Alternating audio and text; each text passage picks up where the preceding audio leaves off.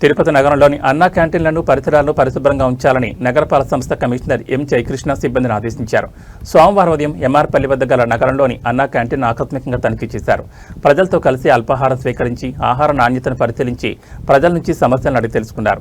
Seethamma Nagar road, MR Palli, new Maruti Nagar తదితర ప్రాంతాల్లో పారిశుద్ధ్య పనులను, మంచినీళ్ల కుంటను పరిశీలించారు.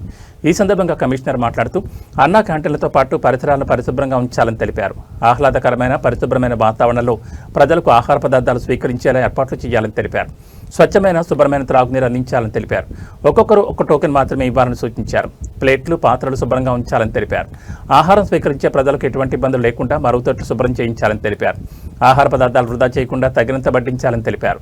అన్నా క్యాంటీన్లలో ఎటువంటి ఇబ్బందులున్నా మా దృష్టికి తెస్తే వెంటనే పరిష్కరిస్తామని తెలిపారు. పారిశుద్ధ్య పనులు మెరుగ్గా చేపట్టాలని, కాలువల్లో చెత్త లేకుండా తొలగించాలని సిబ్బందిని ఆదేశించారు.